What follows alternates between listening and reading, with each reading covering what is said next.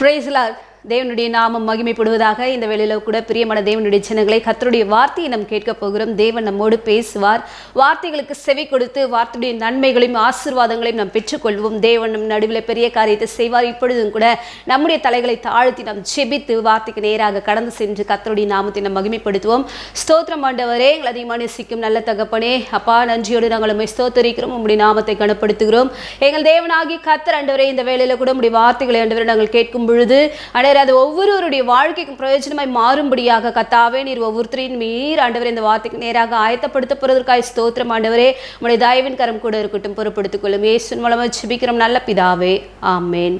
தேவனுடைய நாமம் மகிமைப்படுவதாக. பிரியமான தேவனுடைய ஜனங்களை, கர்த்தருடைய வார்த்தையை நாம் கேட்க போகிறோம். அநேக வேளைகளில் நம்முடைய ஜெபம் எப்பேற்பட்டதாக இருக்கிறது என்பதை நாம் அறிந்து கொள்ள வேண்டும். நமக்கு சகாயம் எங்கிருந்து வருகிறது என்பதை நாம் அறிந்து கொள்ள வேண்டும். நம்ம ஜெபிக்கிற ஜெபத்தின் மூலமாக நமக்கு நன்மைகள் வரும் என்று எதிர்பார்த்து காத்து கொண்டிருக்கிறோம். ஆனால் அந்த ஜெபத்திற்கு எப்பொழுது பதில் வரும் என்று சொல்லி ஒரு சில பேருக்கு ஏக்கங்கள் இருக்கும், ஒரு சில பேருக்கு தாகம் இருக்கும்.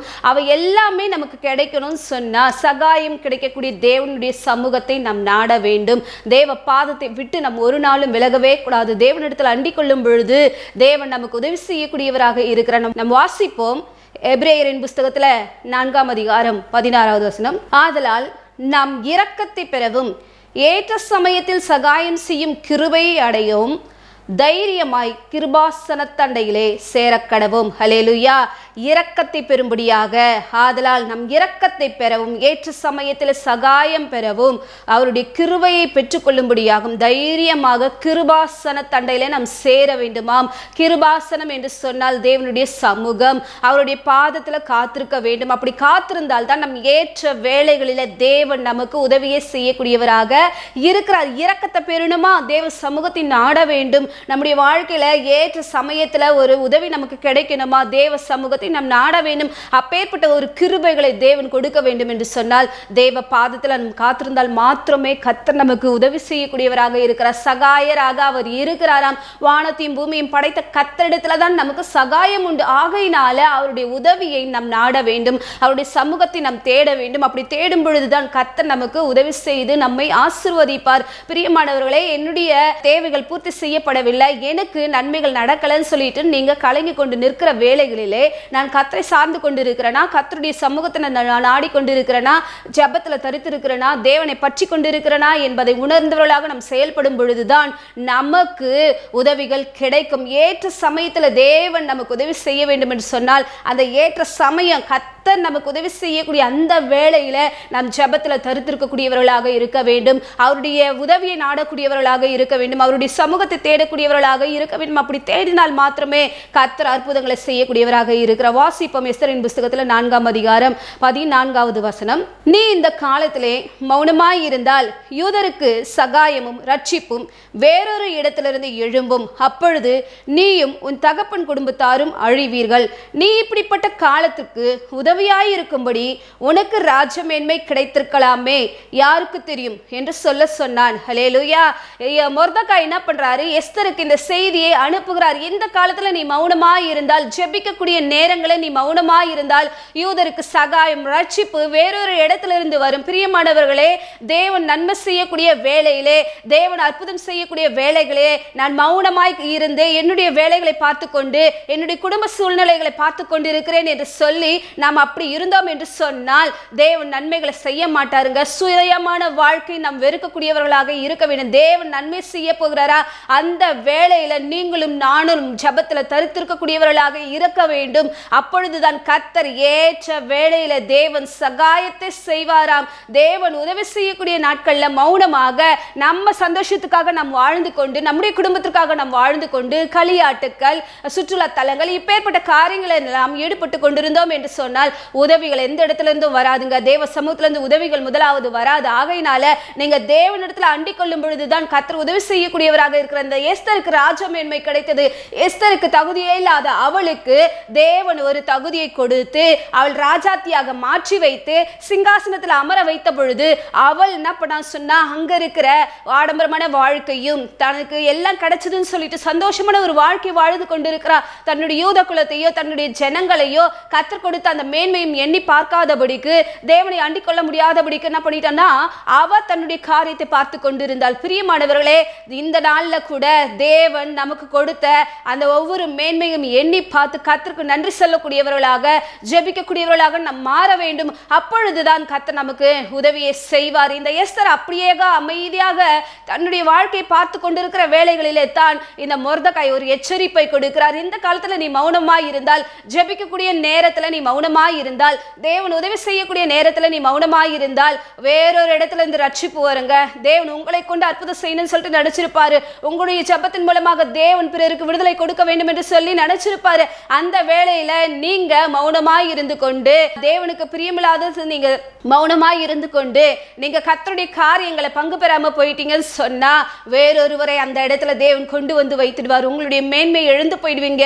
உங்களுடைய எல்லாவித தேவன் உங்களுக்கு கொடுத்த கனத்தை இழந்து போயிடுவீங்க. ஆகையினால பிரியமானவர்களே, கர்த்தர் உங்களுக்கு கொடுத்திருக்கிற மேன்மையை எண்ணி கனத்தை எண்ணி துதித்து அவருடைய சமூகத்தை நாடி பிறருக்காகவும் நீங்கள் ஜெபிக்கக்கூடியவர்களாக நீங்க மாற வேண்டும். அப்படி மாறினால் மாத்திரமே கர்த்தர் உங்க கூட இருந்து ஏற்ற நேரத்துல சகாயம் செய்து உங்களை ஆசீர்வதிப்பது மாத்திரமல்லாதபடிக்கு தேவன் ஒரு மாற்றங்களை உங்களை கொண்டு உங்க பகுதியிலும் தேவன் கொடுக்கக்கூடியவராக இருக்கிறார். இந்த எஸ்தர் அப்படி இருக்கும் பொழுது இந்த வார்த்தை கேட்ட மாத்திரத்தினால அவள் தன்னை தாழ்த்தி உடனடியாக என்ன பண்ணா அப்படின்னு சொன்னா, தன்னோடு இருந்த தாதிமார்களை அழைத்து கொண்டு வந்து அவர்கள் எல்லாரையுமே என்ன பண்ண கூடி வர செய்து, யூத ஜனங்கள் எல்லாருமே என்ன பண்றாங்க, அழிக்கப்பட போறாங்க, இந்த ஜனங்களுக்காக நம் திறப்பில் நிற்க வேண்டும், நம் தேவ சமூகத்தில் நாட வேண்டும் என்று சொல்லி அவ முழங்காற்படியிட்டு தன்னுடைய தாதிமார்களோட சேர்ந்து ஜபத்துல இருந்த வெறும் ஜபம் மாத்திரம் கிடையாதுங்க, உபவாசித்து அவன் என்ன பண்ணா தன்னுடைய யூத குலத்தை மீட்டுக் கொள்ளக்கூடியவளாக இருந்தால் தேவன் அந்த வேளையில ஏற்ற நேரத்தில் ஒரு சகாயத்தை செய்தார். ஹல்லேலூயா. ஏற்ற வேளையில சகாயம் கிடைக்கணுமா, அவருடைய கிருபாசன தண்டை கிட்ட போங்க. நல்ல உதவிகள் உங்களுக்கு தேடி வரணுமா, தேவ சமூகத்தை நாடுங்க. அந்த கிருபையை தேவன் உங்களுக்கு கொடுக்க அவர் வல்லமையுள்ளவராக இருக்கிறார். இரக்கத்தை பெறவும் ஏற்ற சமயத்துல சகாயம் கிடைக்கவும் அந்த கிருபையை நீங்கள் அடையும் தைரியமாக நான் போனா நிச்சயமாக என் தேவனாகிய கர்த்தர் எனக்கு உதவி செய்வார் என்ற ஒரு விசுவாசம் உங்களுக்குள்ளாக இருந்து தேவ சமூகத்தில் நீங்கள் முழங்காற்படிட்டு ஜெபிக்கும் பொழுதே தேவன் அற்புதங்களை செய்யக்கூடியவராக இருக்கிறார். அந்த யூத குலத்திற்கு ஒரு மீட்பு உண்டானது. யார் நிமித்தமாக? இந்த எஸ்தர் நிமித்தமாக. பிரியமானவர்களே, ஏற்ற வேளையில தேவன் ஒரு காரியத்தை செய்ய போகிறார் என்று சொன்னால் அந்த நேரத்தில் நீங்கள் ஜெபிக்கக்கூடியவர்களாக, கிருபாசனத்தை பற்றி கொள்ளக்கூடியவர்களாக, தேவ சமூகத்தை அண்டிக் கொள்ளக்கூடியவர்களாக நீங்க இருக்கும் பொழுது கர்த்தர் ஒரு அற்புதத்தை செய்வார். உங்களை கொண்டு ஒரு மாற்றங்களை கொடுப்பார். ஆகையினால தேவன் செய்யக்கூடிய அந்த சமயம் எப்பேற்பட்டது என்பதை அறிந்து நீங்கள் செயல்பட வேண்டும். நீங்க ஜெபத்துல உட்கார்ந்தா அந்த நொடி பொழுது தேவன் அற்புதத்தை செய்வார். நீங்க தேவ சமூகத்தில் காத்திருந்தால் அந்த வேளையிலே தேவன் ஒரு விடுதலையையும் ரட்சிப்பையும் தேசத்துல கொடுக்க அவர் வல்லமையுள்ளவராக இருக்கிறார். ஒரு யூத குலத்திற்காக ஒரு சகோதரி போராடி ஜெபித்தால் இந்த வேளையில கூட நம்ம வாழ்ந்து கொண்டிருக்கிற பகுதியில பிறர் எத்தனையோ பேர் தேவனை அறியாதபடிக்கு அந்நிய தெய்வங்களை வணங்கி கொண்டு, அந்நிய தெய்வங்களை பின்பற்றி கொண்டு தங்களுடைய வாழ்க்கையை கெடுத்துக் கொண்டு இருக்கிறாங்க. அப்பேற்பட்டவர்களுடைய இருளை எப்படி நீக்க வேண்டும், அவர்களை எப்படி ரட்சிப்புகளாக கொண்டு வர வேண்டும், அவர்களை எப்படி தேவன் பக்கமாக திருப்ப வேண்டும் என்று சொல்லி தேவ சமூகத்தில் காத்திருக்கும் பொழுதுதான் தேவன் ஏற்ற நேரத்தில் ஏற்ற காரியங்களை செய்கிறவர். உங்களுக்கு ஞானத்தையும் கிருபையும் அறிவையும் கொடுத்து அவர்களிடத்துல எப்படி பேச வேண்டும் என்று சொல்லி கற்றுக் கொடுத்து புறஜாதிகளையும் தேவன் பக்கமாக திருப்பக்கூடிய ஒரு ஞானத்தை கர்த்தர் உங்களுக்கு கொடுப்பார். ஆகையினால அந்த ஞானத்தை பெற்றுக்கொள்ள வேண்டுமா, தேவனிடத்திலிருந்து அந்த சகாயத்தை நீங்க பெற வேண்டும் என்று சொன்னால் ஏற்ற சமயம் எது? நான் ஜெபிக்கக்கூடிய வேலை தான் ஏற்ற சமயம். நாங்க போனேன்னு சொன்ன தகுதியே இல்லாத எனக்கு கர்த்தர் அவருடைய கிருபையை கொடுப்பார் என்று சொல்லி நீங்க அப்படி காத்துருங்க. கர்த்தர் நன்மை செய்வார். உங்களை கொண்டு தேவன் அற்புதத்தை செய்வார். பிரியமானவர்களே, நம் கர்த்தருக்காக ஏதாவது ஏதாச்சும் ஒரு காரியத்தை செய்ய வேண்டும். தேவனுக்கென்று நாம் எழும்ப வேண்டும். நாம் எழும்பினால் மாத்திரமே கர்த்தர் அவருடைய பலனை கொடுப்பார், அவருடைய ஞானத்தை நமக்கு கொடுப்பார். அவருடைய ஞானத்தையும் அவருடைய பலனையும் கொண்டு இந்த பூமியிலே அநேகர் யாரெல்லாம் தேவனை தேடாதபடிக்கு காணப்பட்டு கொண்டிருக்கிறார்களோ அவர்களை தேவன் பக்கமாக திருப்பும்படியாக ஒரு அறிவை தேவன் நமக்கு தந்துள்ளார். ஆகையினால பிரியமானவர்களே, ஏற்ற சமயத்துல ஒரு கிருபையை பெற்றுக்கொள்ள வேண்டுமா? ஏற்ற சமயத்துல உதவி கிடைக்கணுமா? அவருடைய பாதத்துல காத்துருங்க. கிருபாசன தண்டையை பற்றி கொள்ளுங்க. மரியாள் தன்னை விட்டு எடுபடாத நல்ல பங்கை தெரிந்து கொண்டாலும் அவளுக்கு தெரியும், தேவ பாதத்துல நான் காத்திருந்தால் தான் என் வாழ்க்கையில நன்மை நடக்கும், இவருடைய சமூகத்துல நான் காத்திருந்தால் மாத்திரம்தான் எங்களுடைய வாழ்க்கை மாறும் என்று சொல்லி தன்னை விட்டு எடுபடாத ஒரு நல்ல பங்கை அவள் தெரிந்து கொண்டாலும் பிரியமானவர்களே, அப்ப பாருங்க, தேவ சமூகத்தை விடாதபடிக்கு அந்த கிருபாசனத்தை பற்றி கொள்ளக்கூடிய ஒரு ஞானம் இந்த மரியாளுக்குள்ளாக இருந்தது. ஹல்லேலூயா. பிரியமானவர்களே, இந்த வேளையில கூட நாம தேவ சமூகத்தை ஒரு நாள் விட்டு விலகி போயிடவே கூடாது. தேவனுடைய சமூகத்தை விட்டு விலகி போயிட்டோம்னு நினச்சிக்கங்களேன், நமக்கு வர வேண்டிய ஆசீர்வாதங்கள் நமக்கு வராது. ஆகையினால கூட நம்ம வாசிப்போம் 1 ராஜாக்களின் புஸ்தகத்துல 17ஆம் அதிகாரம் 6வது வசனம். காகங்கள் அவனுக்கு விடியற் காலத்திலே அப்பமும் இறைச்சியும் சாயங்காலத்தில் அப்பமும் இறைச்சியும் கொண்டு வந்தது. தாகத்திற்கு அந்த ஆற்றின் தண்ணீரை கொடுத்தான். இந்த எலியாவுக்கு தேவன் ஏற்ற நேரத்தில் உதவி செய்யக்கூடியவராக இருந்தார். இந்த எலியா எப்பேற்பட்ட ஒரு மனுஷன் என்று சொன்னால், நம்மை போல ஒரு பாடுள்ள ஒரு மனுஷன். நம்மை போல அவன் என்ன பண்றான்னு சொன்னா பாடுகளை அனுபவிக்கக்கூடியவனாக இருந்தானாம். அது மாத்திரமல்லாதபடிக்கு அவன் கருத்தாய் ஜெபிக்கக்கூடிய ஒரு மனுஷன். ஆகையினால தான் அவன் கருத்தாய் வேண்டிக் கொள்ளும் பொழுது கர்த்தர் அவனுக்கு உதவி செய்கிறவராக இருக்கிறார். பிரியமானவர்களே, அவர் நமக்கு உதவி செய்யணும்னு சொன்னா அது ஏற்ற சமயம் எதுன்னு சொன்னா ஜெப வேளை தான் ஏற்ற சமயம். ஜெபிக்கிறவனுக்கு தான் தேவன் உதவி செய்வார். அவனுடைய தேவைகளை கர்த்தர் சந்திப்பார். இந்த எலியா என்ற மனுஷன் என்ன பண்றாருன்னு சொன்னா, கேரி ஆற்றங்கரையில போயிட்டு ஒளிந்து கொள்ளுகிறான். ஒளிந்து கொள்ளும் பொழுது அவனுடைய தேவைகள் எப்படி சந்திக்கப்படும்? அவர் ராஜாவுக்கு பயந்துட்டு அவன் போயிட்டு ஒரு மூலையில போய் உட்கார்ந்து இருக்கிறாங்க. அவன் தேவ சமூகத்தை நாடக்கூடிய மனுஷனாக இருக்கிறபடினாலே தான் கர்த்தர் அவனுக்கு காகங்களை கொண்டு இறைச்சியும் அப்பத்தையும் கொடுத்து அவனுடைய தேவையை பூர்த்தி செய்தார். அவனை அழிந்து போகாதபடிக்கு அவனுடைய ஜீவனை கர்த்தர் மீட்டு கொண்டார். பிரியமான தேவனுடைய ஜனங்களே, இந்த எலியாவுக்கு ஏற்ற சமயத்துல ஒரு சகாயத்தை காகங்களை கொண்டு கர்த்தர் என்ன பண்ணாருன்னா அவனுக்கு கொடுத்து அவனை நடத்தி வந்தார். ஏற்ற வேளையில உங்களுக்கு சகாயம் கிடைக்கணும்னு சொன்னா நீங்க ஜெபிக்கக்கூடியவர்களாக நீங்க மாற வேண்டும். எலியாவை போல கருத்தா ஜெபிக்கணும். நம்ம ஜெபிக்கிற ஜெபமானது தேவ சமூகத்துக்கு போய் எட்ட வேண்டும் என்ற அந்த நம்பிக்கையோடு நம்ம ஜெபித்தோம் என்று சொன்னால் நிச்சயமாகவே என்னுடைய ஜெபத்திற்கு பதில் வரும் என்று சொல்லி விசுவாசத்தோடு நீங்க ஜெபித்தீர்கள் என்று சொன்னால் அந்த ஜெபத்திற்கு பதில் கிடைக்கும். தானியேல் முழங்கார் படியிடும் பொழுதே அவனுடைய வேண்டுதல் கேட்கப்பட்டதுங்க. இப்பேற்பட்ட பரிசுத்தவான்கள் கர்த்தரை ஜெபத்திலும் வேண்டுதலிலும் தரித்தது நிமித்தமாகத்தான் அவருடைய வாழ்க்கையில உயர்வுகளையும் மேன்மைகளையும் கண்டார்கள். இந்த எலியாவுக்கு ஏற்ற வேளையில ஆகாரம் கிடைக்க காரணம் அவன் தேவ சமூகத்தை நாடிக்கொண்டவனாக இருந்தான், தேவ சமூகத்தை அண்டிக் கொண்டவனாக இருந்தான். பிரியமானவர்களே, நீங்க அப்படி இருக்கும் பொழுதுதான் கர்த்தர் உங்களுக்கு சகாயத்தை பண்ணுவார். ஆகையினால ஜெபத்தை நீங்க விட்டுறக்கூடாது. 1 மணி நேரமாவது விழித்திருந்து ஜெபிக்க கூடாது. ஏன்னா அந்த 1 மணி நேரத்துல உனக்கு அற்புதம் நடக்குங்க. உன் நிமித்தமாக அநேகருக்கு அற்புதம் நடக்குங்க. ஆகையினால தான் அந்த ஜெப வேலையை விட்டுறாதீங்க. கர்த்தர் ஜெபத்திற்கு ரொம்ப முக்கியத்துவம் கொடுக்கக்கூடியவராக இருக்கிறார். அவர் யார் என்று சொன்னால் ஜெபிக்கக்கூடிய மனுஷர்களுடைய ஜெப சத்தத்தை கேட்கிறவராக இருக்கிறார். அவர் ஜெபத்தை கேட்கிறவர் என்கிற பெயரை உடையவர். ஆகையினால நாம் ஜெபித்தால் அவர் நம்முடைய ஜெபத்துக்கு பதிலை கொடுப்பார். ஒரு சகாயம் வேணும்னு சொன்னா, நான் போறேன் எனக்கு உதவிகள் கிடைக்கலன்னு சொன்னா ஜெபிக்காம நீங்க எந்த இடத்துக்கும் கடந்து போயிடாதீங்க. ஜெபத்தோடு போங்க.